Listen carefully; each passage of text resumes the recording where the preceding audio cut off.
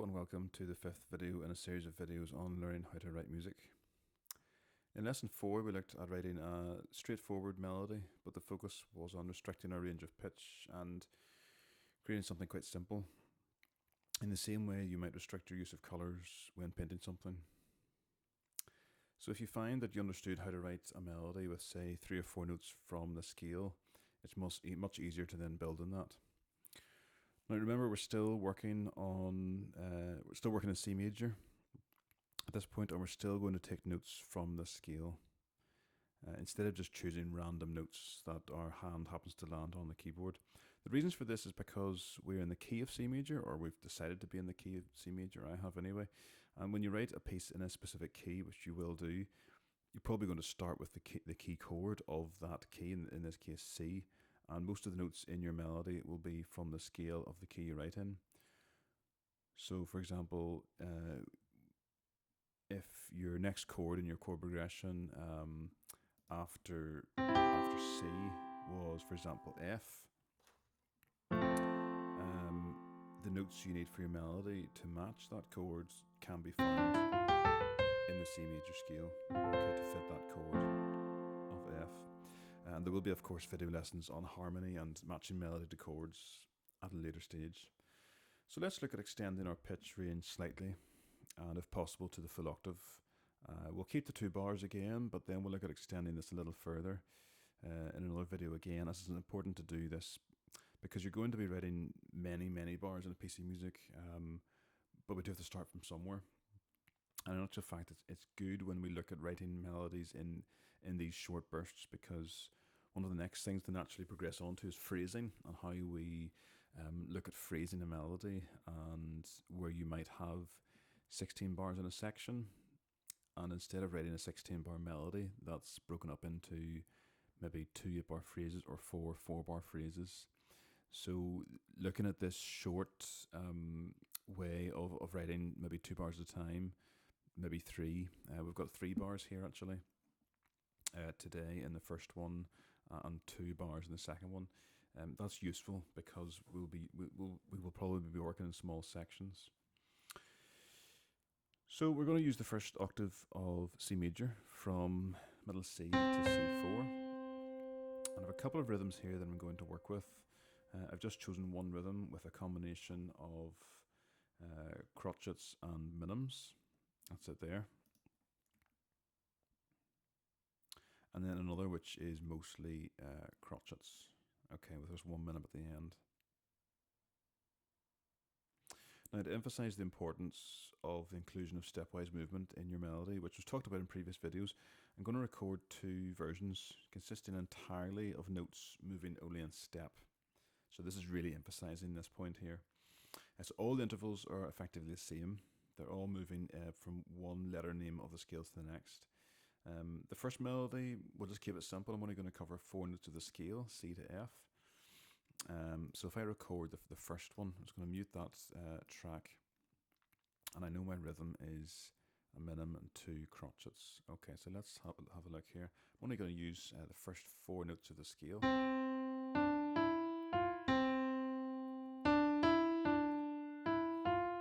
like that. Let's see if that works.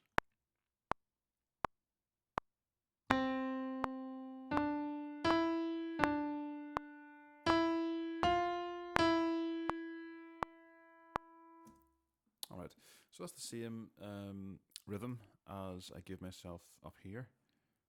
Okay, so if we compare that with that, but the point being, I've still restricted myself, I suppose, slightly, but I'm still trying to emphasize the point of moving in step, and every single interval there, C up to D, up to E, down to D, up to E, up to F, and then back down to E. Every single interval there is moving in step, and we know stepwise movement works well.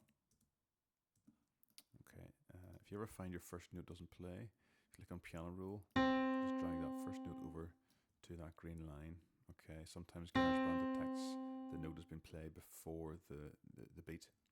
Okay, so we listen to that melody now.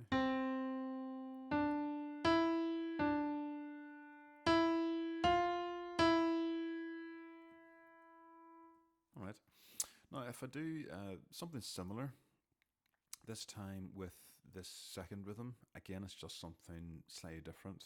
It's actually slightly simpler. It's only 2 bars. And again, this is the aim of emphasizing the need for stepwise movement.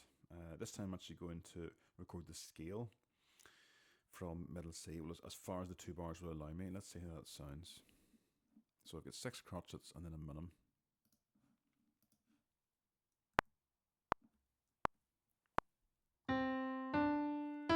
And I forgot to turn the metronome on.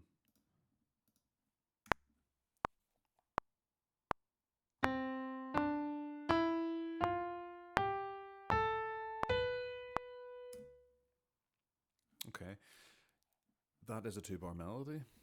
It's using a simple rhythm. It's using most of the scale. Is it tuneful? Not so sure. But it is just emphasizing the need for moving in step. Okay. If I was to play that back and add some chords to it, it probably wouldn't sound too bad. I'll not record, just play it from here.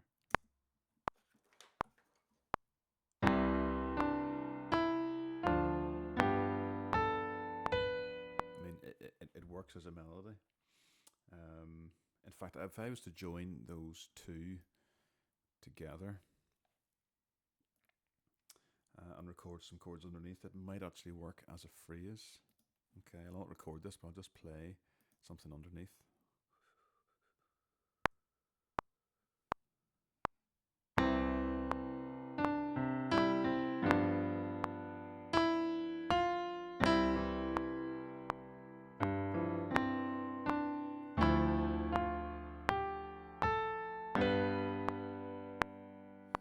So again, if we actually put those two together, and whenever you add some chords, because we've got so much stepwise movement, in fact, entirely stepwise movement, it's pretty much guaranteed to work. It doesn't sound the most tuneful, but we're now getting into the swing of things here in terms of knowing what works.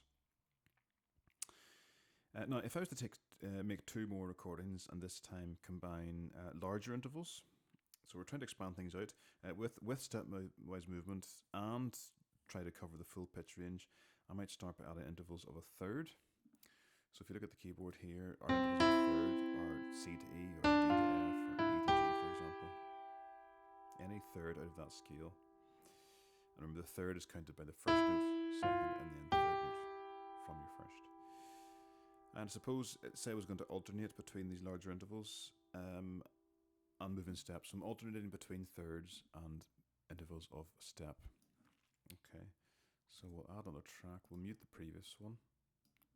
I know my rhythm is moving in step. I'll just move this over here so I can see what I'm doing. Okay, so that's the rhythm I'm going to use. Okay, let's have a go. Make sure my click is on, it is, and hit R for record.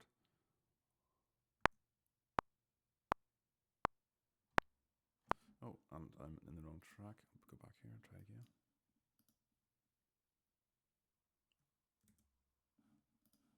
Okay.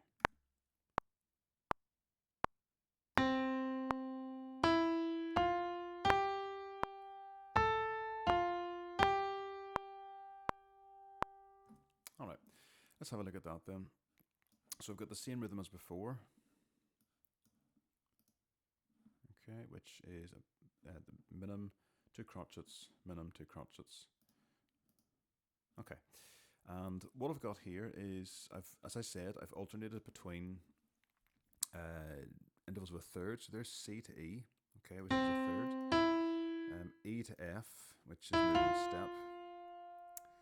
G, I've just gone up in step. A in step.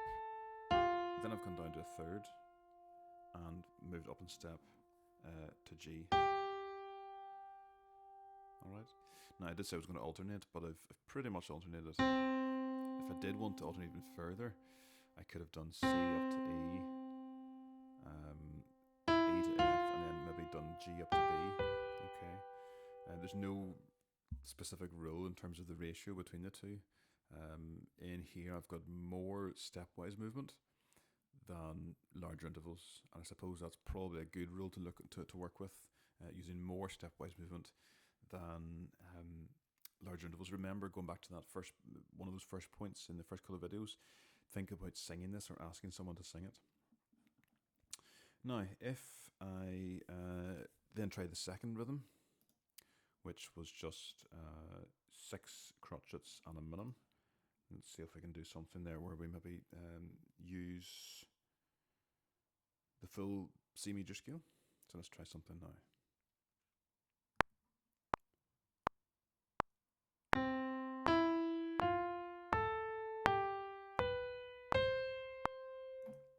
Okay, so let's have a look at that melody. I've taken that second rhythm then, the 6 crotchets and the minim.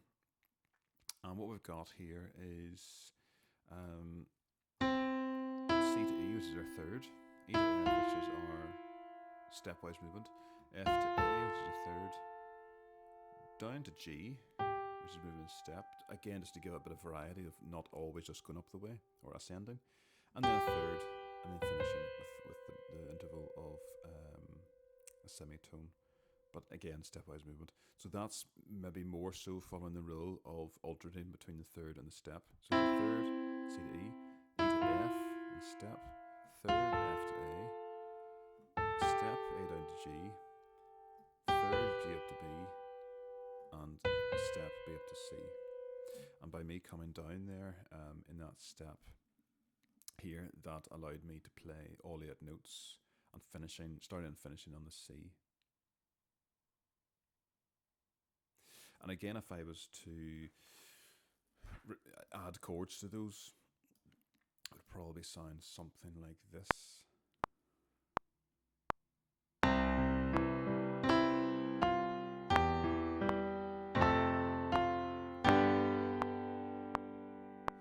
we'll try and harmonize something with this here.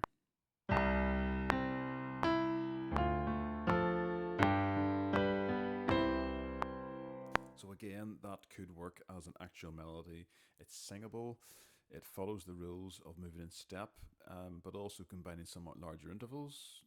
We've only gone up to a third today, but we've also extended the pitch range. For example, this first one we've got interval of the widest pitch range is a sixth, from C up to A, and this second melody we've gone from a C up to a C, an octave apart. So just to conclude, we've used a combination of larger intervals, this time a third, and moving in step. We've really emphasised how moving in step does work, but we've also extended our pitch range and how many notes of the scale we're using. Okay, in this first one, we've ended up using I suppose 5 notes of the scale, and the second one we've used 7 notes, but we've covered the octave. Okay, we didn't use the D there. Okay. So go back and listen to that, follow that in order again, and experiment with your own 2-bar simple melody, combining larger intervals and moving in step. Thank you.